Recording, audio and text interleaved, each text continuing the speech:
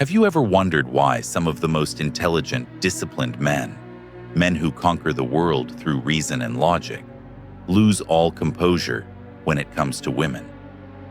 It isn't ignorance that undoes them. It's the illusion that intellect alone can navigate emotion. The Stoics warned of this, of how even the sharpest mind can be conquered by an ungoverned heart. A man can, quote Epictetus, control his breath in the storm of life, and yet, one soft glance, one withdrawal of affection, and his soul trembles. The same man who negotiates empires falters before a single silent text, not because he is weak, but because he has not learned the art of emotional detachment within connection, the paradox that separates wisdom from cleverness, mastery from dependence. The first mistake smart men make with women is believing that understanding equals control. They analyze her moods, her patterns, her words, as though reason can unravel desire. But emotion is not an equation, it is a mirror. She doesn't reveal herself for analysis. She reveals him, his insecurities, his projections, his fear of loss. The more he tries to interpret her, the more she reflects his own hidden chaos back to him. And in that reflection, he becomes addicted, not to her, but to the part of himself he cannot yet master. This is where the Stoic man must pause, not to suppress feeling, but to see it clearly, without judgment, without attachment. Marcus Aurelius once said that everything we hear is opinion, not fact. Everything we see is perspective, not truth. To love through clarity is the highest form of strength. To cling through fear is the beginning of self-betrayal. Another mistake, the subtle one, is when a man confuses patience with passivity. He waits endlessly for her to understand his loyalty, to reward his silence, to value his calm. But patience without boundaries is not virtue, it's avoidance. The Stoic endures storms, yes, but he does not drown in them. The man who waits too long for her recognition becomes a ghost in his own life, mistaking endurance for love. There's also the mistake of emotional superiority, the belief that because he is calm, he is above her volatility. But detachment without compassion becomes arrogance. Stoicism was never cold. It was clarity wrapped in care. The truly wise man does not boast of his composure. He uses it to protect the sacred balance between logic and empathy. Many smart men fall not from passion, but from ego. They mistake the woman's affection for confirmation of worth, her rejection for proof of inadequacy. When she withdraws, they chase, not her, but the validation she once provided. And every pursuit rooted in insecurity deepens the wound it tries to heal. You see, a man's downfall often begins the moment he measures his power in her response. When her silence feels like punishment, he reveals how much of his peace was never truly his. The Stoics called this enslavement by externals, when one's happiness depends on what lies outside his control. The wise man understands, affection is a gift, not a guarantee. He can cherish it deeply, but never rely on it for his identity. Then comes the illusion of fixing her. The intelligent man, trained to solve problems, treats emotional distance as a puzzle to decode. But the feminine soul does not yield to logic. It yields to presence. She does not want to be solved. She wants to be seen. And the man who keeps offering solutions instead of stillness drives her further into the quiet rebellion of unmet emotion. A Stoic man must learn that love is not mastery, but acceptance. That understanding her does not mean controlling her, and that leading in strength means guiding without grip. In truth, many men lose women not because they lacked affection, but because they lacked stillness. Their constant need to clarify, prove, or analyze suffocated the mystery that love requires to breathe. Desire fades not from absence, but from overexposure to explanation. The wise man, then, learns to let silence speak for him. He does not argue with emotion. He embodies presence. He does not demand understanding. He commands respect through composure. For in the end, the greatest test is not how much a man can charm a woman, but how little her behavior can disturb his peace. The moment her unpredictability no longer shakes his inner world, he becomes untouchable, not because he has conquered her, but because he has mastered himself. The Stoic does not reject love, he refines it. He allows affection without ownership, closeness without dependence, passion without loss of self. And in doing so, he becomes the kind of man who cannot be manipulated, only met. The next mistake unfolds quietly, often disguised as virtue, the compulsion to earn affection through effort. The intelligent man believes that value is always the result of labor. He conquers challenges through perseverance, wins respect through diligence, and assumes that love must follow the same law. So he invests time, energy, thought, believing that devotion will yield desire. But affection is not a transaction. The more he tries to prove his worth, the more invisible he becomes. For the feminine spirit does not respond to effort, it responds to energy. When a man exerts himself to be chosen, he bends his masculine frame toward approval, and in doing so, he forfeits the silent strength that once drew her. The Stoics called this the corruption of purpose, when one's actions, once pure, become ruled by outcome. He is no longer kind because it is right to be kind. He is kind because he hopes it will be noticed, and so his goodness becomes negotiation. A man ruled by this subtle hunger begins to lose the sacred balance of polarity. His gestures of care start to carry weight, expectation, and resentment. He waits for reciprocity, and when it doesn't come, he calls her ungrateful. But the truth is deeper. What he gave was not love. It was investment seeking return. True love, the Stoic knows, asks for nothing in exchange. It is strong enough to exist unrequited, yet wise enough to withdraw when it is no longer respected. Then comes another trap, believing that emotional connection can erase incompatibility. The smart man confuses chemistry with destiny. He meets a woman whose energy awakens his dormant emotions, whose voice pierces the fortress of his solitude, and he mistakes that jolt for alignment. He tells himself, this must mean something. But not every powerful emotion carries truth. Some exist merely to reveal the part of him still unhealed. Carl Jung once wrote that every attraction is a mirror of what the soul seeks to reclaim.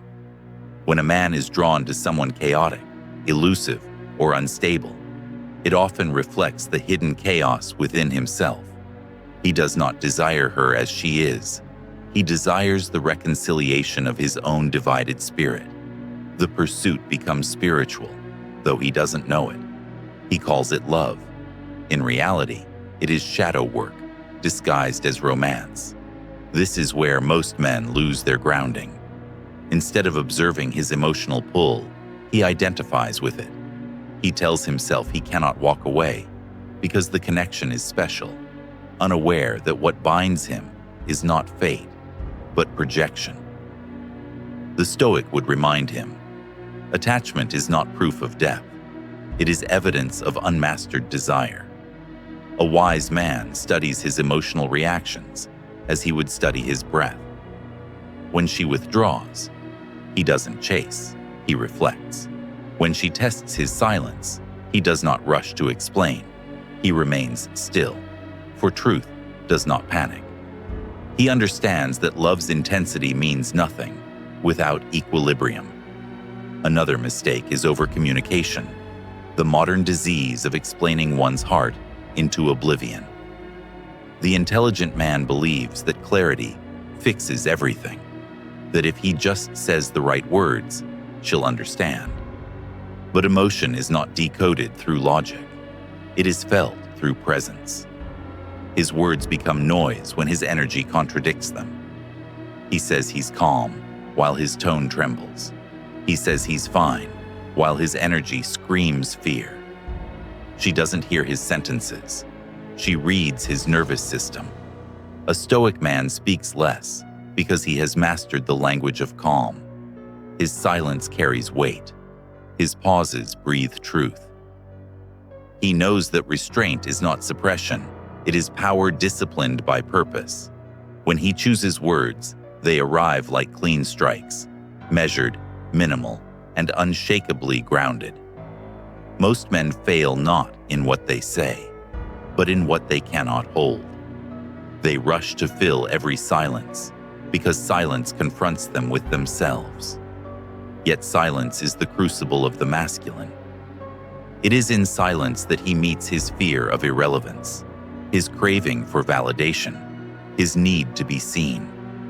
Only when he can sit in that quiet without reaching can he finally become whole. For the Stoic, mastery begins where reaction ends.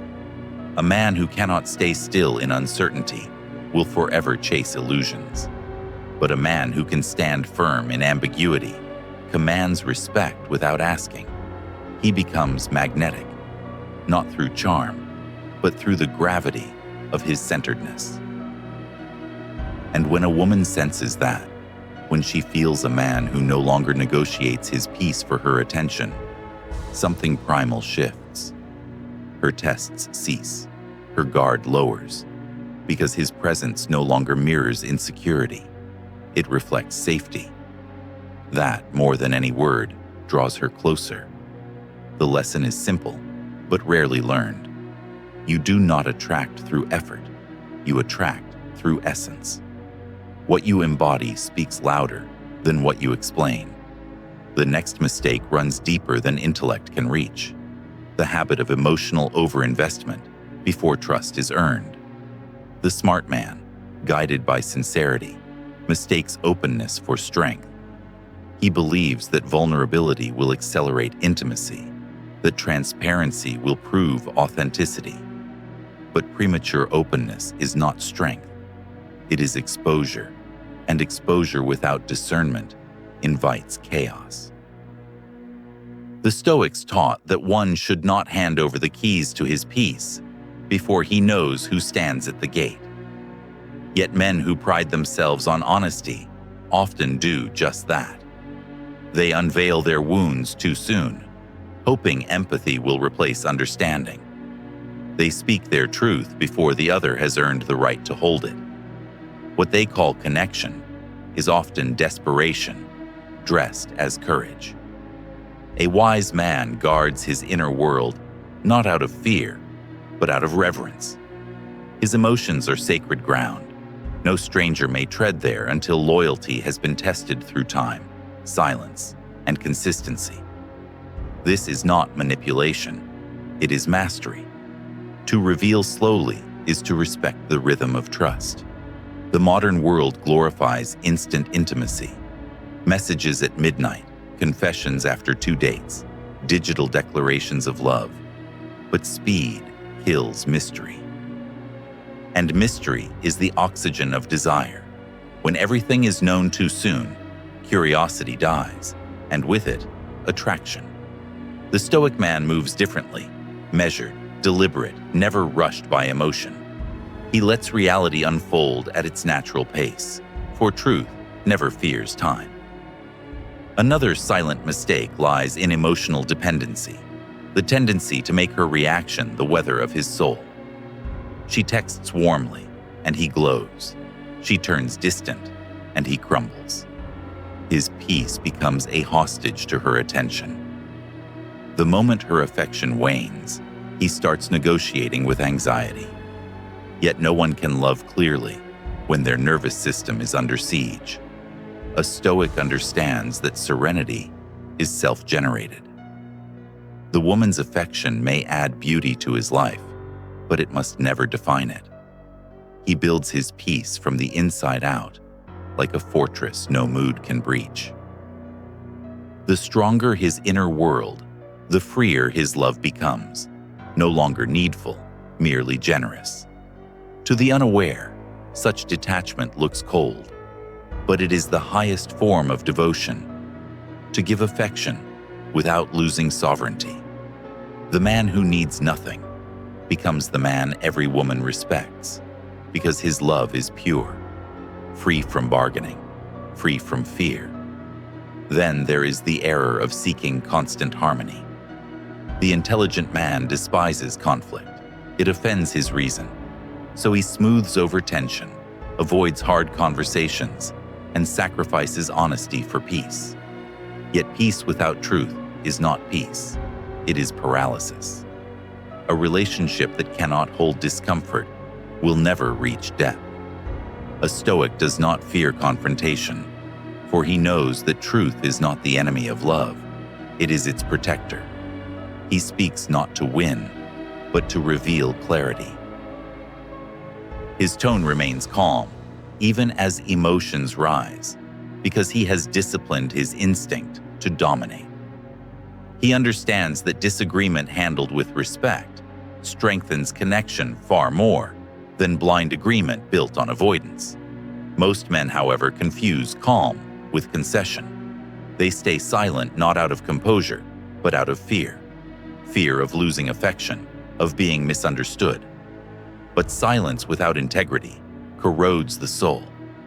Eventually, resentment replaces tenderness. What began as harmony ends as numbness. The Stoic man learns to speak truth gently but firmly, with no need to prove, no need to control. He corrects without contempt, withdraws without bitterness. In doing so, he demonstrates the rarest form of power, the power to stay kind without being weak. And when a woman meets that steadiness, she feels something primal: safety. Not the safety of comfort, but the safety of certainty. A man who can face conflict without losing grace becomes unshakable in her eyes, for she sees that his peace is not circumstantial, it is earned. There is beauty in such restraint.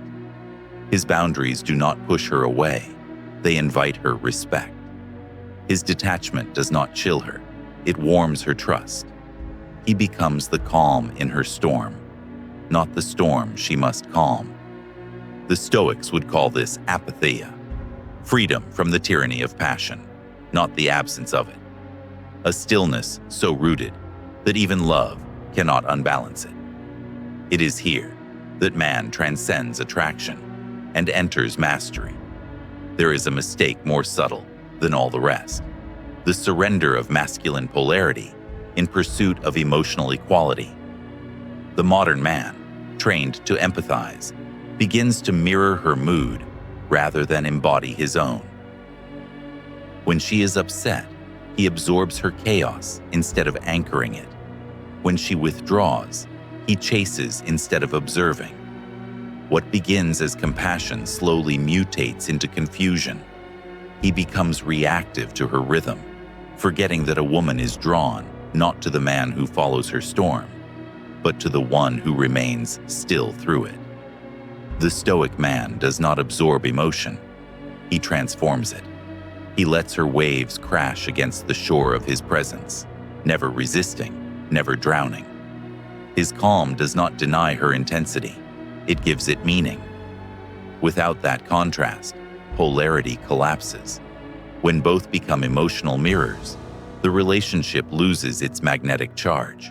You see, every woman unconsciously seeks the gravity of presence, a man whose peace cannot be negotiated. But presence is not dominance, it is grounded consciousness. It is the ability to feel everything yet be ruled by nothing. The modern man, in trying to be understanding, often sacrifices this sacred stillness. He explains when he should observe, apologizes when he should reflect, reassures when he should recenter. and in doing so, he makes her the compass of his worth. The Stoics warned against such surrender of control. To depend on another's approval is to place one's freedom in chains. The wise man, therefore, listens deeply, but stays rooted in principle. He does not bend truth to preserve affection. He would rather lose comfort than lose clarity. Another mistake, confusing peace with passivity. Some men pride themselves on being the calm one, when in truth, they are simply disengaged. They mistake emotional numbness for strength. But a heart that cannot feel is not strong. It is closed. Stoicism never meant indifference. It meant composure guided by discernment. True Stoic love breathes deeply. It witnesses emotion without collapsing under it.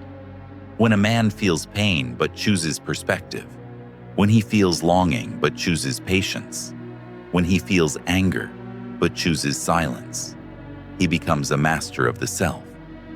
But when he feels nothing at all, he is no longer disciplined. He is disconnected.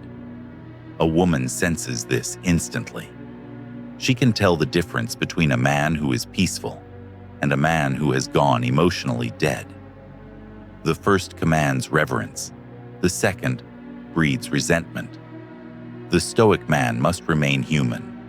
His restraint should enhance warmth, not extinguish it.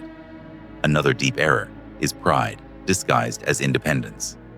Many intelligent men, wounded by past rejection, retreat into isolation and call it sovereignty. They build walls and decorate them with Stoic quotes, convincing themselves they need no one. But solitude born from fear is not wisdom, it is withdrawal. The Stoic seeks balance, not detachment from humanity.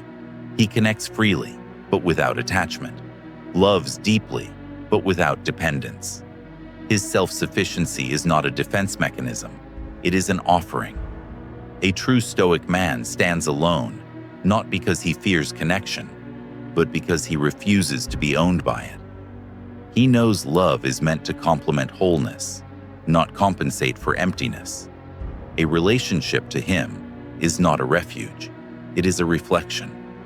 It is here that love evolves beyond survival into purpose. For when a man becomes whole, his love becomes pure alignment. He no longer seeks a woman to fill his silence. He seeks one who can join him in it. He no longer measures her by how much she excites him, but by how deeply she harmonizes with his peace. And paradoxically, it is this independence that attracts the feminine most. Because when a woman feels that a man's world will remain intact, with or without her, she finally relaxes into her softness. She knows his love is a choice, not a need. In the Stoic sense, love without attachment is not loveless, it is liberated. It does not say, "I need you to be happy." It says, "I choose you because I am already whole." This is what the modern man must remember: to be both fierce and still, logical and kind, firm yet gentle. To balance reason with warmth, to protect peace without abandoning passion. In such equilibrium lies the essence of Stoic romance, not the absence of feeling, but the triumph of consciousness over chaos. The final and most tragic mistake of all is when a man forgets who he is in the presence of love. He begins as a pillar, calm, intelligent, self-possessed, and ends as a shadow of what once made him magnetic. It happens quietly. He adjusts his tone, his schedule, his truth. He edits his own essence to maintain harmony. The woman who once admired his strength begins to sense its absence, and in his effort to be everything, he becomes nothing. The Stoics warned that to lose one's integrity for affection is to trade eternity for comfort. Seneca wrote that no external bond is worth the cost of one's inner freedom. But modern men, in their tenderness, forget this. They conflate love with self-erasure. They call it compromise, when it is really corrosion. A wise man must understand that love cannot sustain what truth does not support. If he silences his convictions to keep her, he will soon resent both her and himself. The love that demands self-betrayal is not love, it is attachment, disguised as devotion. And yet, the Stoic does not harden his heart. He does not become cynical or cold.